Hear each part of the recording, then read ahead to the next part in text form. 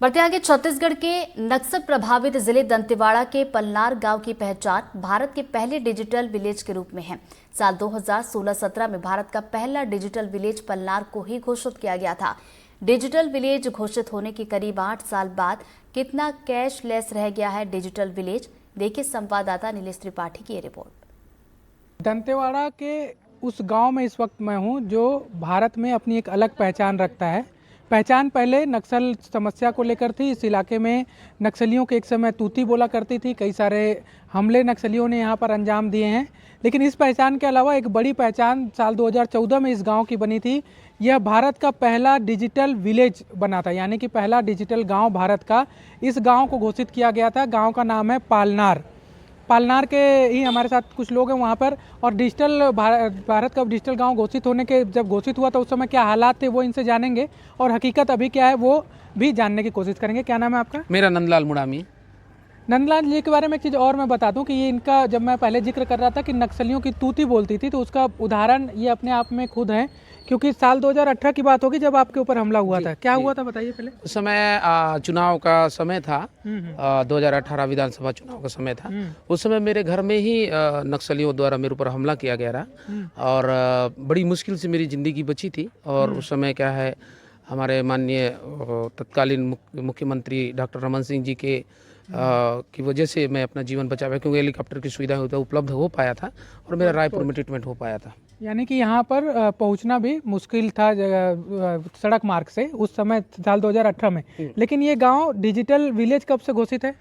ये 2016-17 के आसपास डिजिटल विलेज घोषित हुआ, जब माननीय प्रधानमंत्री जी हमारे जब देश में डिजिटलाइजेशन को लेकर के एक मुहिम छेड़े थे कि पूरे देश में कैशलेस की तरफ ट्रांजैक्शन होना चाहिए। तो उस समय में इस ग्राम को दंतेवाड़ा जिला से माननीय हमारे उस समय के जो तत्कालीन जो कलेक्टर थे सौरभ साहब के द्वारा एक पहल किया गया था, और इस ग्राम को सेलेक्ट किया गया था, ग्राम पंचायत को। और यहाँ पर उस समय की सुविधा के अनुसार वाईफाई की सुविधा उपलब्ध करवा के, जो फाइबर केबल के माध्यम से वाईफाई सुविधा उपलब्ध करवा के पॉस मशीन दिया गया था। पॉस मशीन के माध्यम से सारे लोगों का कैशलेस स्टार्ट सभी दुकानों में, चाहे वो निजी हो चाहे सरकारी, कोई भी दुकान हो, सारे दुकानों में कराया गया था। अब चलते हैं थोड़ा सा और तस्वीरें। अभी हकीकत ये पालनार के बारे में बता रहा था कि किस तरह से डिजिटल विलेज भारत का पहला घोषित किया गया था। अब वहाँ पर अब क्या हालात हैं, जबकि इतने साल, लगभग 8 से 9 साल हो गए हैं इस बात को। तो पहले ये तस्वीरें भी देख लीजिए कि गांव ग्रामीण इलाकों में किस तरह से दुकानें सस्ती हैं, छोटी छोटी चीज़ें किस तरह से सजी होती हैं। ये तस्वीरें देखते देखते मैं बात करता हूँ जो दुकान के संचालक हैं उन लोगों से भी। क्या नाम है माता जी आपका? जयंती जी, जयंती सिन्हा। जयंती जी, कब से चला रही हैं आप यहाँ पर दुकान? कितने साल से आपका दुकान यहाँ चल रहा है? मेरा 20 साल से। 20 साल से। पहले होटल था, अभी किराना है। अच्छा, पहले होटल चलाते थे, अब किराना चला रहे हैं। किराना है। जब डिजिटल विलेज इसको घोषित किया गया था इस गांव में, तो आपके को क्या क्या बदलाव हुए थे उस समय? हो गया बदलाव, पहले से तो बदलाव आ गया है ना? हाँ। अभी क्या लोग जो सामान खरीद रहे हैं अभी डिजिटल ही पेमेंट करते हैं या फिर कैश देते हैं?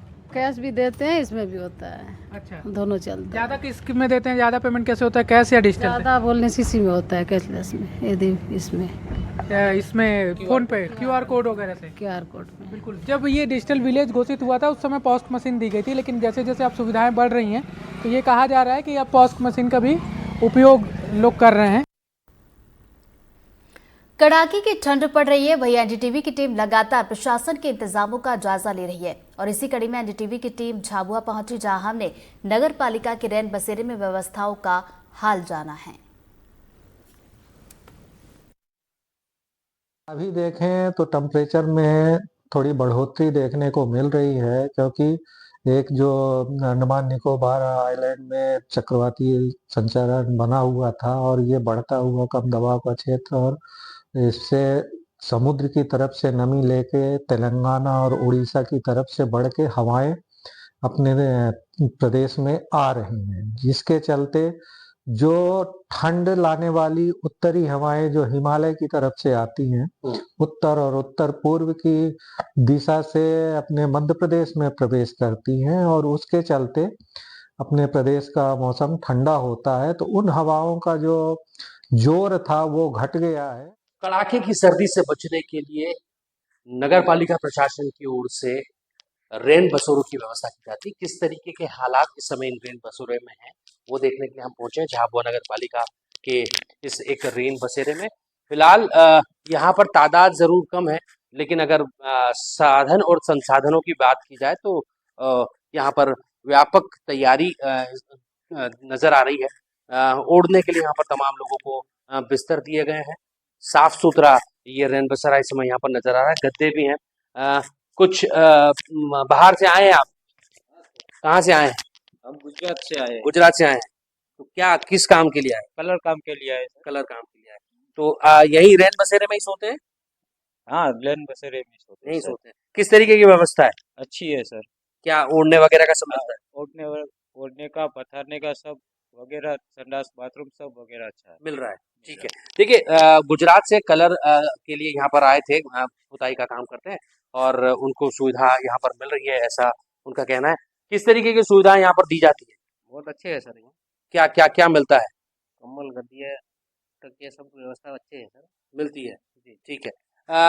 इस तरीके की व्यवस्थाएं शासन प्रशासन की तरफ से ऐसे यात्रियों के लिए की जाती है जो लंबा सफर करके अपने काम धंधे के सिलसिले में पहुंचते हैं और ये व्यवस्था इसको देख करके ये लग रहा है कि जो स्थानीय नगर पालिका प्रशासन है उन्होंने रेन बसेरे की व्यवस्था ठीक ठाक रखी है। सचिन जोशी, एनडीटीवी।